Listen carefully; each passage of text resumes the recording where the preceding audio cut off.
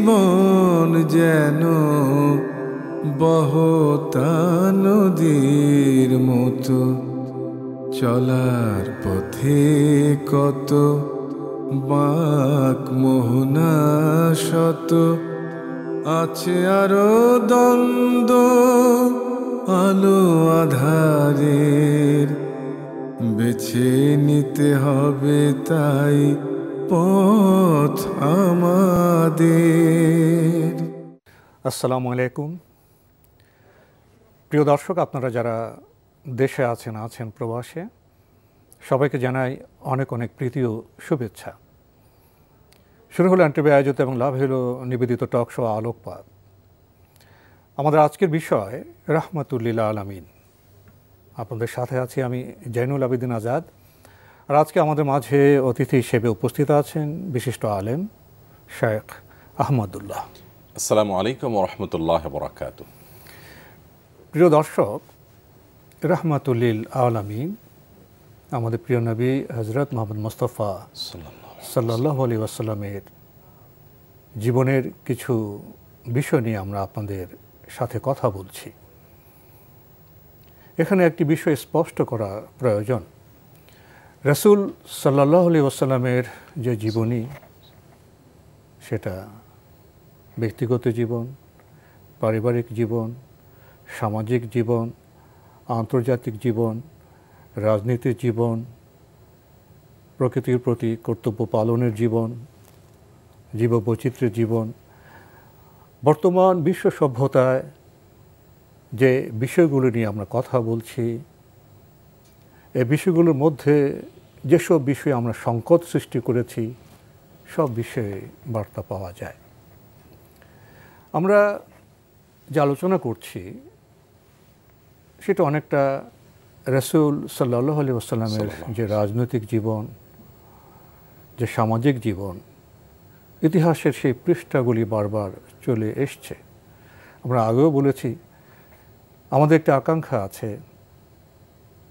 এই ইতিহাসের বিষয়গুলোর পরে আমরা নবী সাল্লাল্লাহু আলাইহি ওয়াসাল্লাম, তিনি যে রাহমাতুল্লিল আলামিন, তার ব্যক্তি জীবনের যে বিভিন্ন সৌন্দর্য, তার ব্যক্তি জীবনের যে বিভিন্ন সৌরভ, সেসব বিষয় নিয়ে আমরা ইনশাল্লাহ কথা বলবো। গত পর্বে আমরা অনেকগুলো কথা বলেছিলাম। সন্ধির পর কুরাইশদের বিশিষ্ট ব্যক্তিদের ইসলাম গ্রহণ, সেটা একটা বিষয় ছিল। সেখানে এসে আমরা থেমেছিলাম। এখন থামার পরে কি হলো, রাসূল সাল্লাল্লাহু আলাইহি ওয়াসাল্লাম হুদায়বিয়ার সন্ধির পরে কি করলেন, সেসব বিষয় নিয়ে আমরা কথা বলবো, জানবো।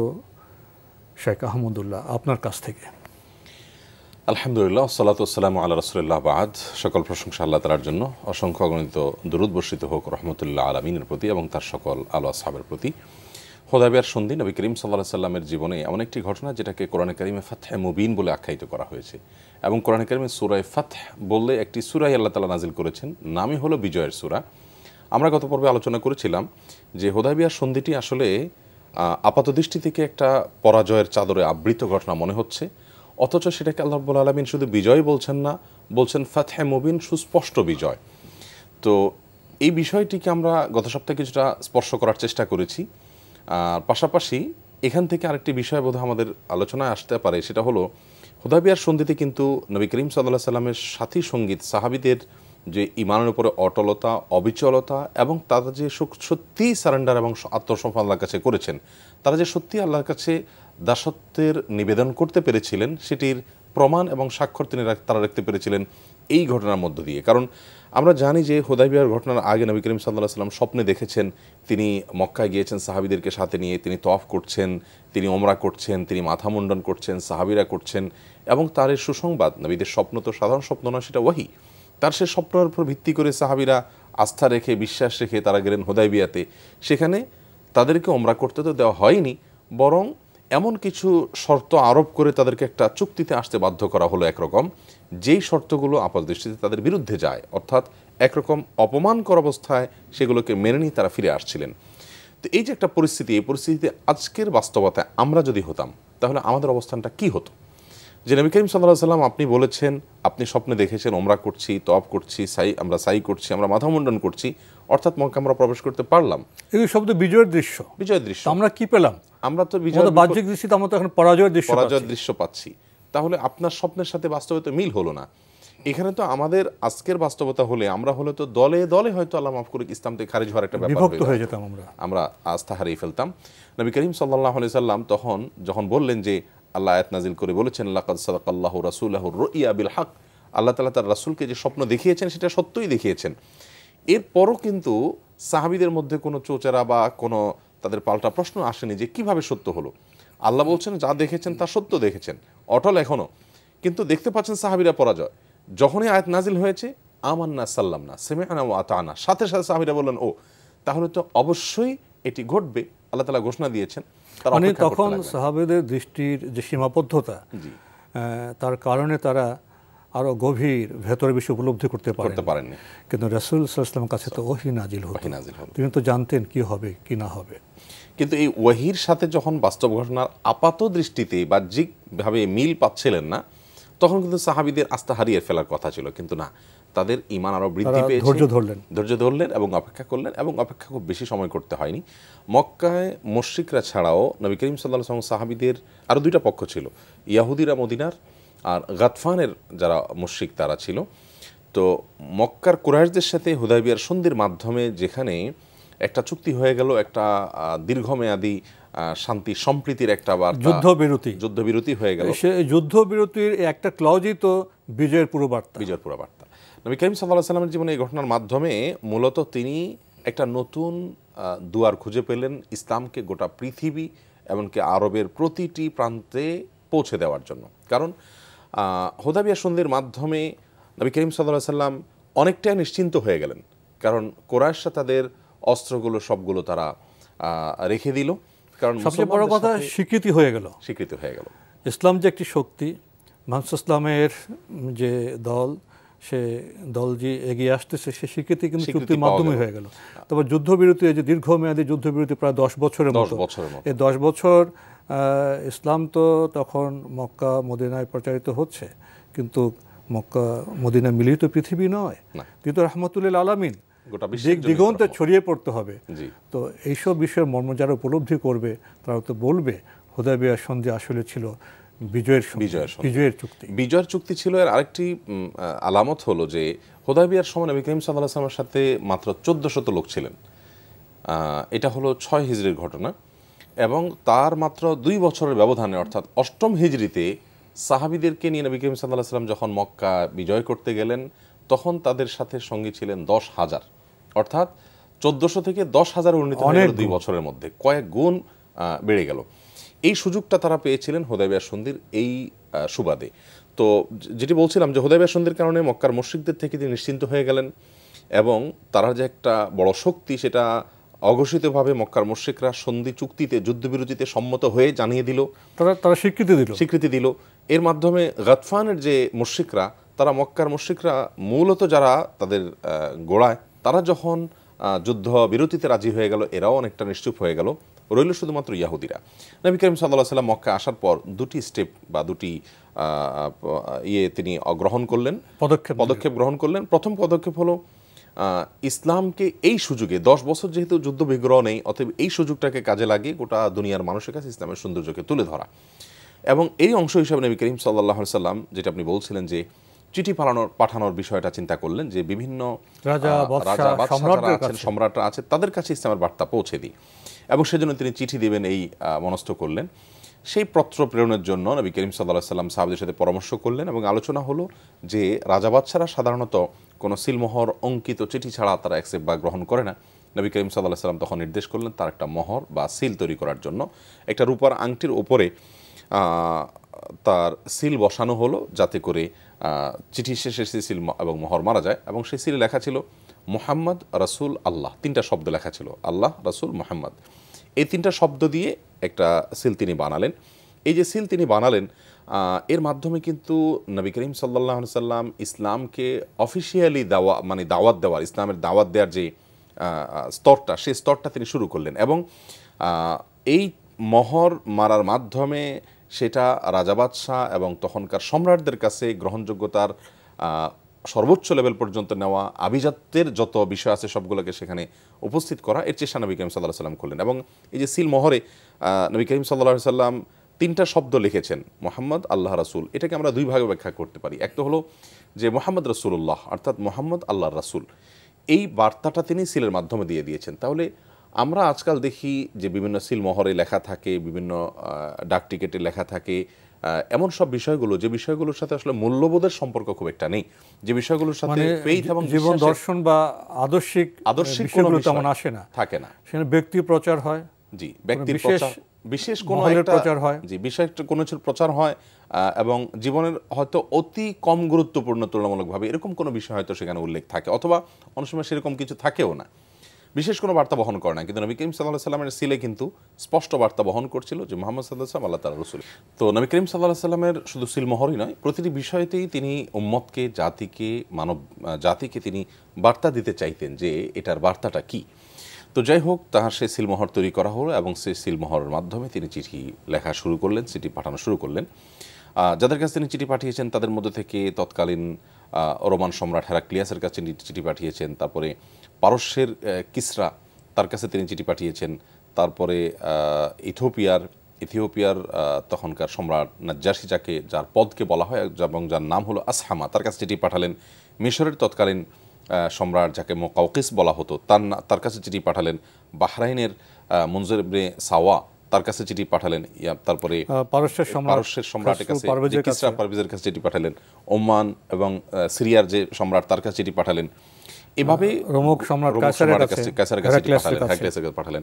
তো অনেকগুলো চিঠি পাঠালেন। এর মধ্যে বেশিরভাগ চিঠি তখনকার সম্রাটরা গ্রহণ করে সেটাকে সম্মান জানালেন এবং নবী করিম সাল্লাল্লাহু আলাইহি ওয়াসাল্লামের প্রতি একজন ঈমান আনলেন, আর বাকিরা ঈমান আনতে না পারলেও নবী করিম সাল্লাল্লাহু আলাইহি ওয়াসাল্লাম বিবেচনার আশ্বাস দিয়েছেন, তারা ভাববেন এবং সম্মান দেখালেন। নবী করিম সাল্লাল্লাহু আলাইহি ওয়াসাল্লামের জন্য হাদিয়া উপঢৌকন পাঠালেন।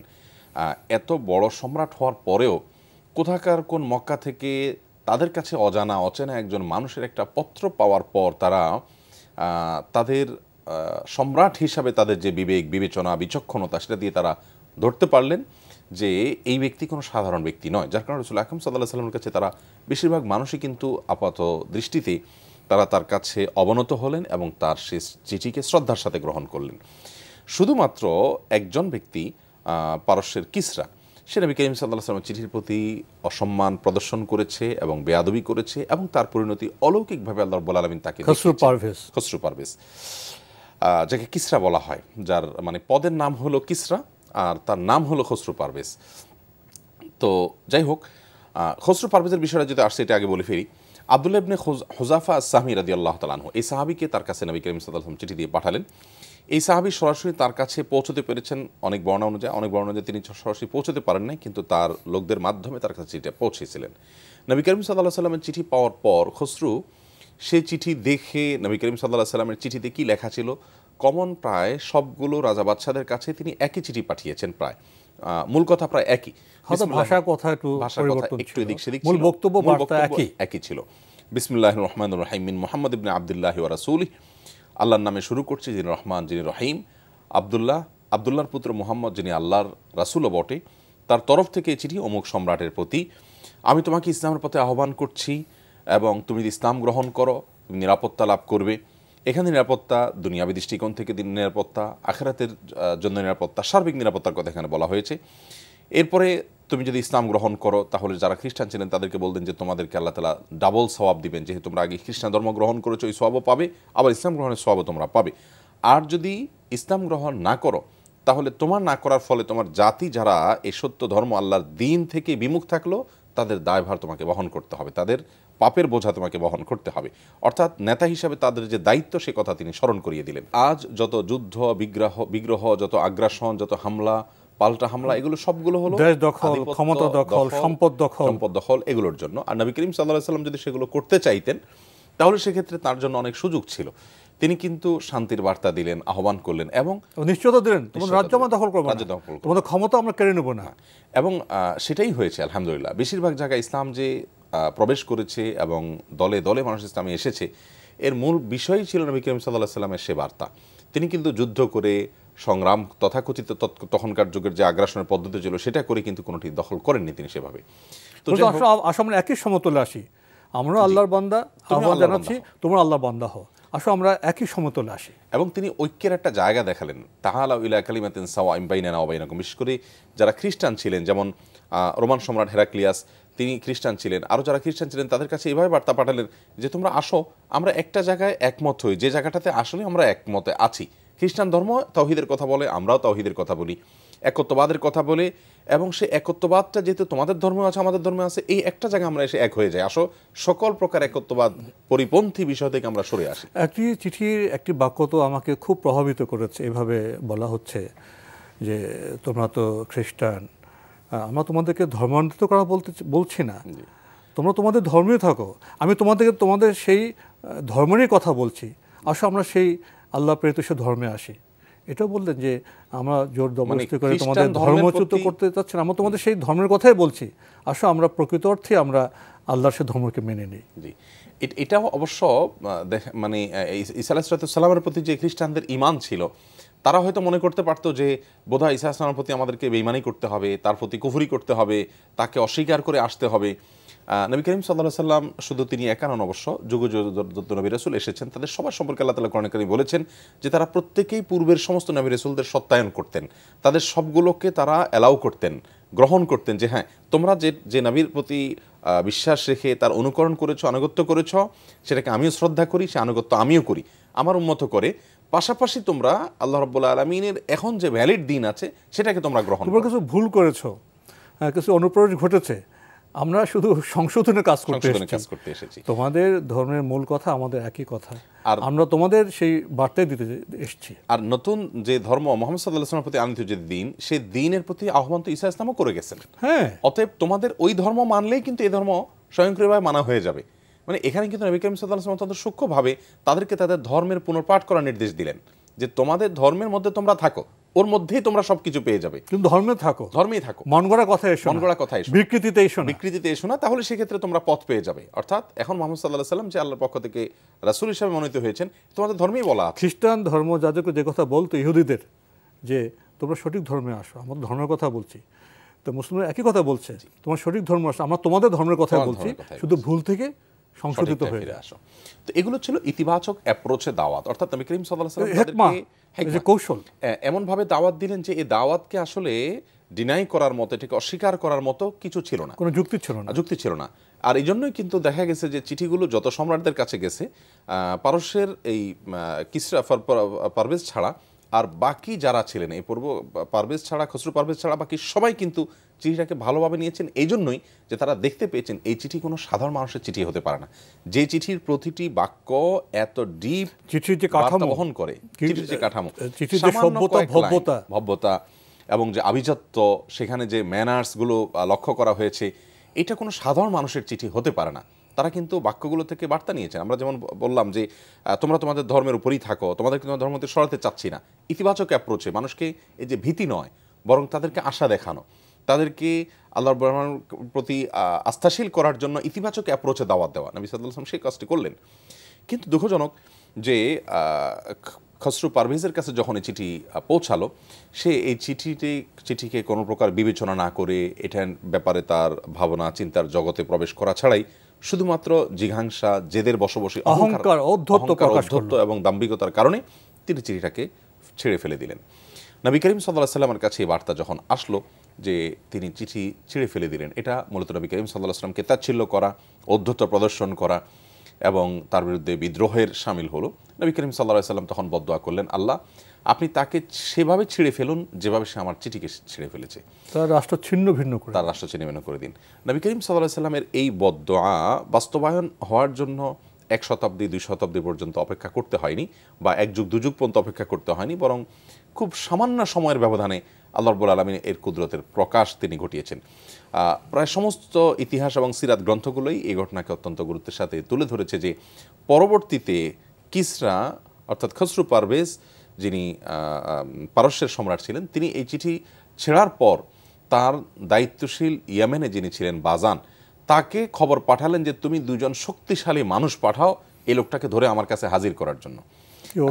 কি অদ্ভুত যে মুহাম্মদ সাল্লাল্লাহু আলাইহি সাল্লামকে পাকড়াও করে তার কাছে আনার জন্য সে দুজন লোক পাঠানোর জন্য বাজানকে বললেন।